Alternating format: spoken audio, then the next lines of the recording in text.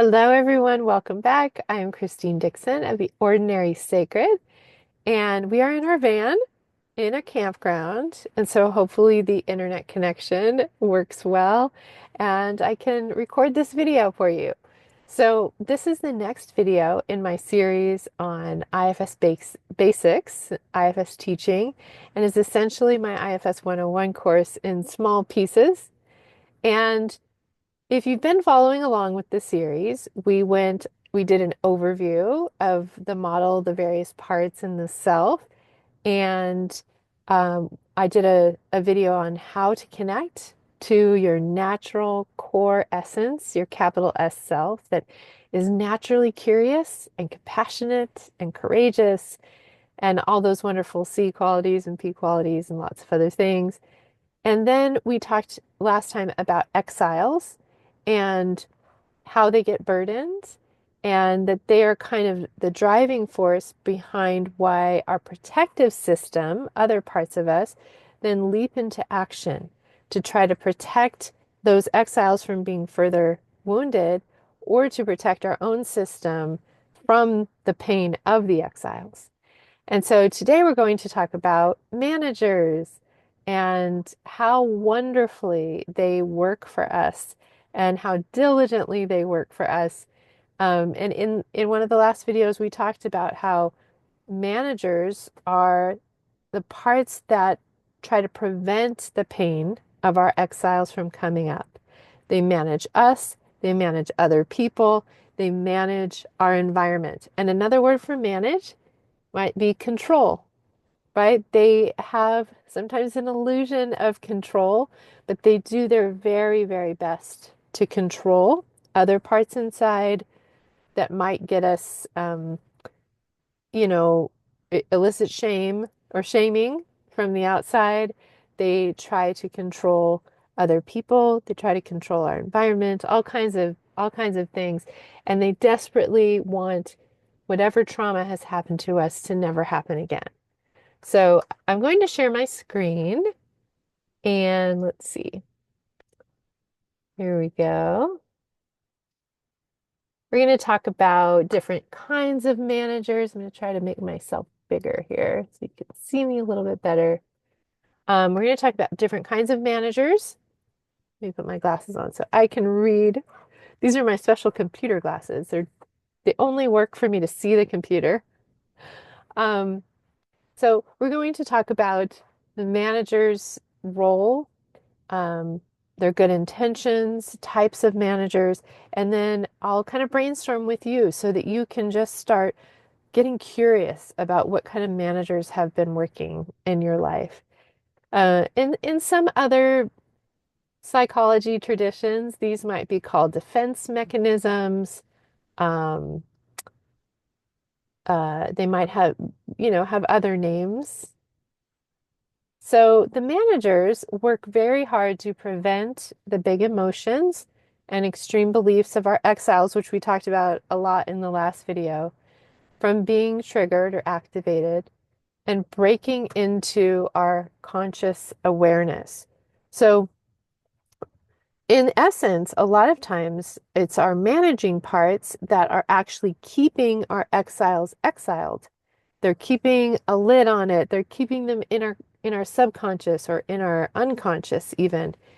And so that's why, thanks to our managers, that's how we are able to go about our everyday lives and function and go to our jobs and take care of ourselves, maybe take care of children and have relationships.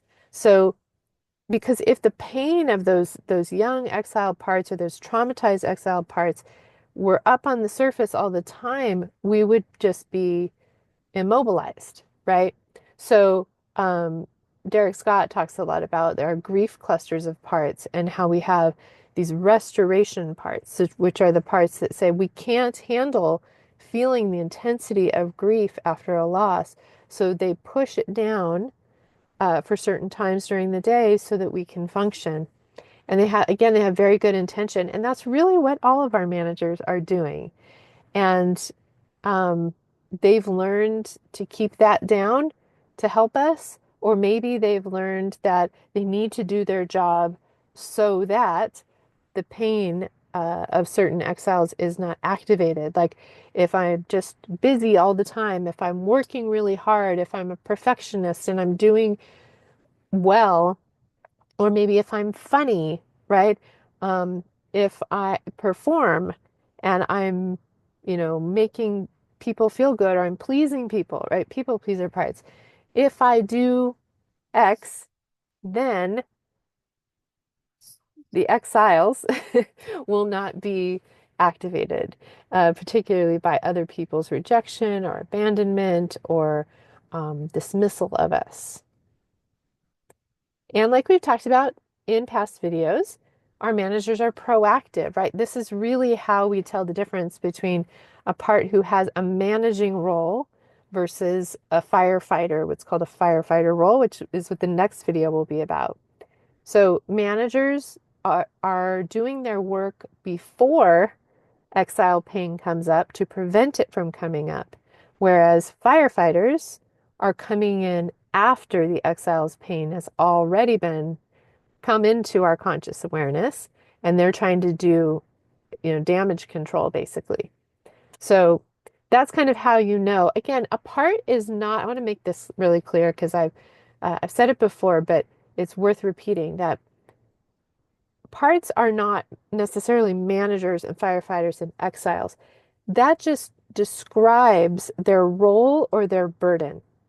So one part can be both a manager and a firefighter because sometimes it might use its role to prevent pain from coming up, and it might use its role to um, numb the pain once it does come up. An example many people might have is drinking or binging of some kind, right? It could be food or whatever it is, shopping. So maybe it starts off as a firefighter where once pain comes up, we use this strategy or this part uses that strategy to manage our pain. But then it learns, well, if I just keep this happening, I numb myself to a certain level where the pain doesn't come up. So now it's also become a preventative measure, right? So that strategy, that burden, because our protective parts, our managers and firefighters, their burden is their job, is their role. So if they have both a manager and a firefighter role, they kind of have a dual burden, a dual role there. Um, so we talked about last time that our exiles' burden is their extreme beliefs and emotions. All parts that are burdened have burdens, right? Our exiles, that's their burden. And our protectors, managers and firefighters, their burden is their role and it's extreme nature, right? Because a part can be unburdened and have a very supportive role and be able to come in and out and not feel this angst, right? Of I have to do this or else. That's usually the feeling of our protective parts that are burdened, is I have to do this or else. And our question for them really is, or else what, right? Or else what will happen, right? What are you afraid would happen if you didn't do this? So they often feel a desperation and an urgency to do what they're doing. Okay. So our managers often will just oversee our day-to-day affairs. They manage things like our appearance, our performance, relationships, so that people will like you or stay away from you, right? They might at times want to attract people to you, and other times they might want to keep people away. And so they become prickly or isolating, hermiting type of thing. But I'm aware that before I started this video, there was a part that kept trying to make sure that my hair was not sticking out everywhere, which it still kind of is. But that's a managing part, right? And I ask it, what are you afraid would happen? And it says, well, people are going to be so distracted by this piece of hair that's flying out that they're not going to listen to you. And I can turn to that part and say, oh, thank you. Thank you for your good intention. I really appreciate you. That part's not really burdened in me. I don't have a huge burden around necessarily how I'm appearing.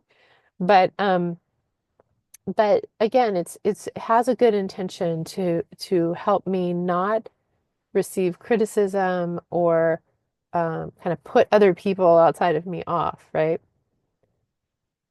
Okay. And again, these oh, went away. These managing parts are often looking ahead. They're trying to prevent pain. Sometimes people will talk about their hypervigilant parts, right? That are kind of scanning the horizon for threat. They're scanning inside for anybody who might do something that will cause a threat on the outside. And really, I would say that most of our burdened managers are hypervigilant in some way. And we can get really curious about what specifically they're in charge of, right? What are they looking for on the horizon? I have a part that some might call an OCD part where this part has to check all the locks several times before going to bed. And it's hyper vigilant around that. And I will ask that part. It's much less burden now, but it's because of what happened to me or to my system where someone broke into our house and different things happened. And so now that part feels this burden of I have to be hyper vigilant around the locks on the doors, or this might happen again, right? So the hypervigilance always makes sense. You can ask a part, what happened to you or to another part that made you have to carry this role? And when you hear from them about what happened, you really naturally can't help but feel compassion, even if the part is acting in an extreme way that might be causing its own issues now. Manager parts often feel very responsible. Um, a lot of my manager parts are between the ages of 6 and 20-ish, and they have a deep sense of responsibility, and they've kind of expressed to me this belief that they are responsible for everything and that they can control everything, that if they just work hard enough, they'll be able to control the world and prevent harm. And so they have a deep sense of responsibility that often is their burden. And myself can come along and tell them, no, sweetheart, you can't possibly carry that. You can't possibly be responsible for that. You know, you're only 6. You don't have to carry the weight of the world. You don't have to feel responsible for everything. You can release that. Okay, so here are some examples of some manager parts, and you can check inside yourself and see if you relate to any of these. Taskmaster, which is a part that says, um, you've got to do this, this, this, this, and this. It often has a shoulding voice. You should do this, you should do that. It keeps you on task, keeps you focused. Again, it can have a positive impact, but when it's burdened, it can be kind of like a dictator and a very constricting and even mean. Again, an inner critic, there's all kinds of inner critics. I have a workshop on my website that's all about inner critics, and in it I go over I think it's 7 or 9 different types of inner critics that Jay Early and Bonnie Weiss talk about, and I have all but one, or maybe all of them. So there can be lots of different types of inner critics also, ranging from kind of the taskmaster and the judge. Some of them are here, you know, a perfectionist type, to a tormentor, a torturous, a very, very harsh inner critic that's essentially murderous of other parts. So again, they can be have different levels of burdening, different things that they focus on criticizing to make sure that those parts who hold those qualities don't come up and jeopardize the lovability of the whole of you, right? So they're usually very focused on a specific thing, and you can get curious about that. That you can have a performer, and you can have various parts, or it could be one part that's in charge of performing in lots of ways, or you might have different parts that perform in a certain way for your parents, or a certain way at work, or a certain way with your partner or with peers. Um, and they're kind of in charge of doing different things. Again, you just get curious and ask the parts, and they will tell you exactly what they do and how they work for you. You might have a judge, which is different than, so the inner critic is basically pointed at you, and a judge can be pointed at other people. It's pointed more outward and saying, ooh, there's something wrong with that, something wrong with them. Nope, don't like that. And again, it's not necessarily a bad part. We need to be able to kind of judge what's right and wrong for us, but it can become very burdened where it feels very threatened by anything that it judges as bad, or it becomes shaming of other people, which of course can hurt our relationships. You can have a planner, a pleaser, or nurturer, kind of a fawning part, right? That wants to keep everyone around you happy. A reframer, which is a part who is very positive. Sometimes, if it's burden, it might be kind of a spiritually bypassing part that doesn't, is basically exiling the parts who feel anything negative, right? If they're feeling um, grief or shame or even anger, it'll just reframe it into something more positive. You might have a procrastinating part. Often, we'll talk about this more coming up in this course, but the taskmaster and the procrastinator are often polarized, and they're often an equal and opposite extreme.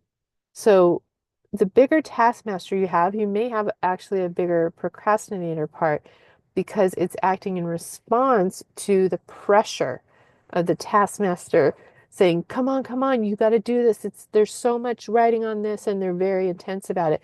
So the procrastinator feels so overwhelmed by the expectations that it just takes you offline and says, no, we're just gonna rest, or we're just gonna veg. Um, let's see, you might have a worrier part that when I talk to my worrier part, again, it's very young.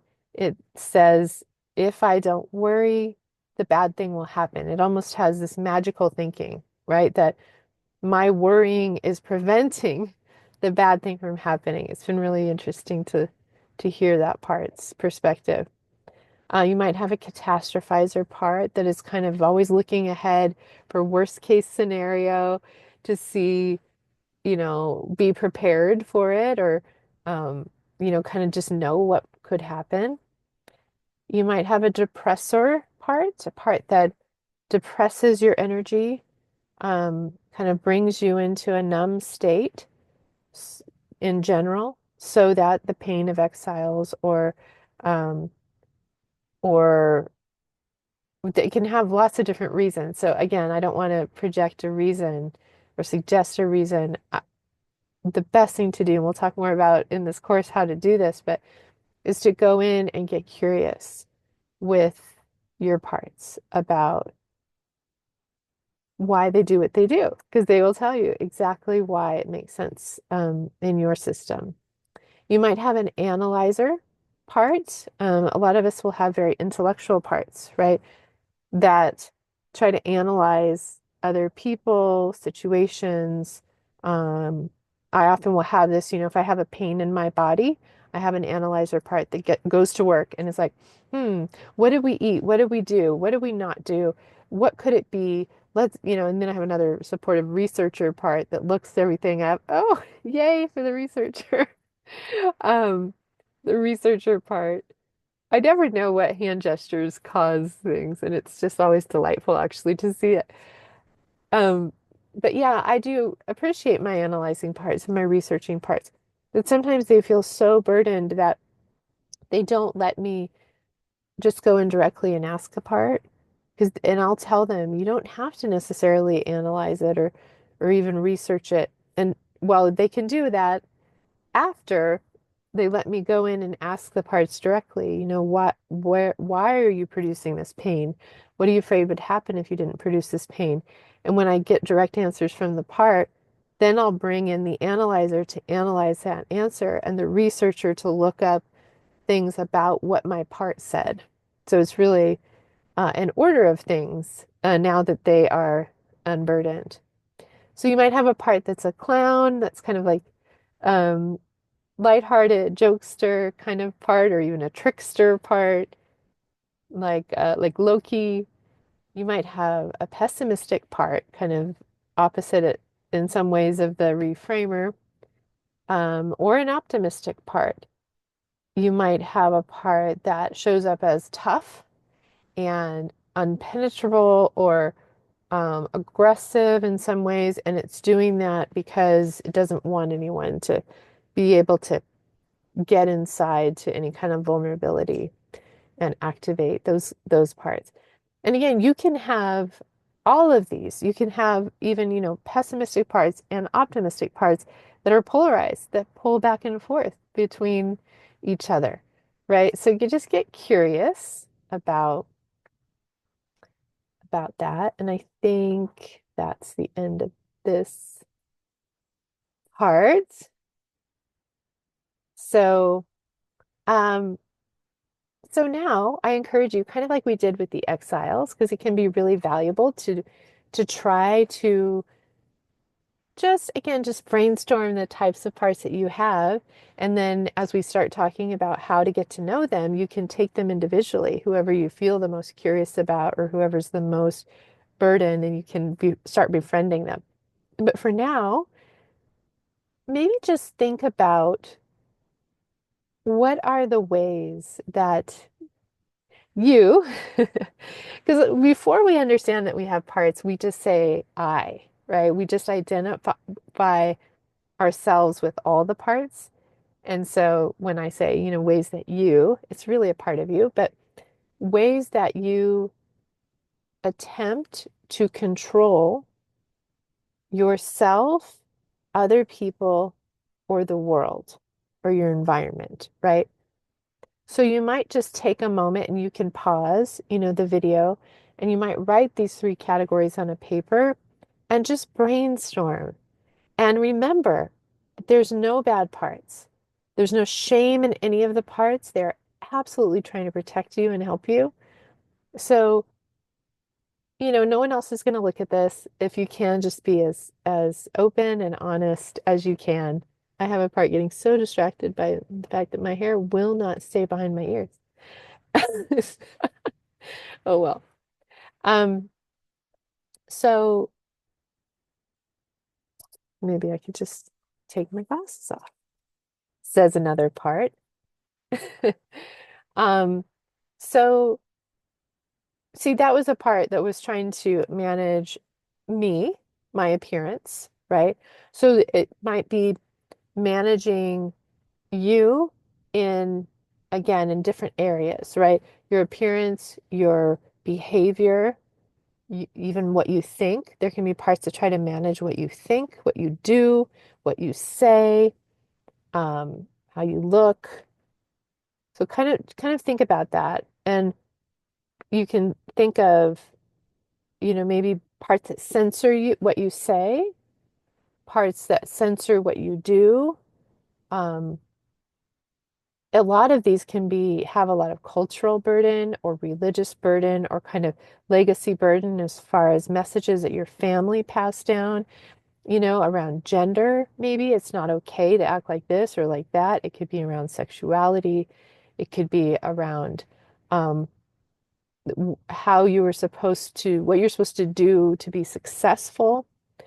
Um, Maybe you have a part that is making you do things that are kind of not authentic to you because you, in your family, it's seen as successful to be academic or to not be academic, or it could be exact opposite things depending on your environment. So see if you can just brainstorm ways that your parts control you, and then brainstorm ways that your parts try to control other people. I really enjoyed listening to Mel Robbins in her recent book called Let Them, because there are a lot of parts that really try to control other people. And once they're unburdened, they can say, let them. I don't have to control them. I can let them do this and then I can choose what I do. And sometimes that means managers trying to control us, but it can also mean us being self-led, right? And making a conscious choice about what we want to do and letting other people be free to do what they want to do and say what they want to say, be how they want to be.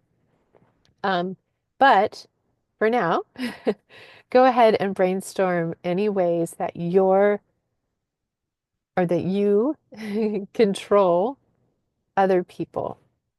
Sometimes it can be hard to see this. It might be easier to recognize because other people get upset with you, whether it's your partner, your friends, your children, right? You might have a part that has learned to punish your children or control them in a certain way. Um, you might have parts that shame other people or get angry when they don't do what you want.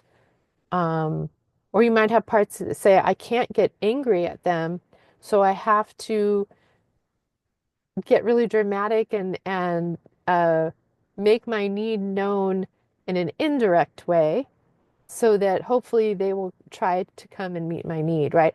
Often, again, these parts, what they're really doing is they're trying to protect us, they're trying to get our needs met. But when they're burdened, like Marshall Rosenberg says, it's a tragic expression of their unmet need. And it often doesn't work because nobody wants to be controlled. Our parts don't want to be controlled, other people don't want to be controlled.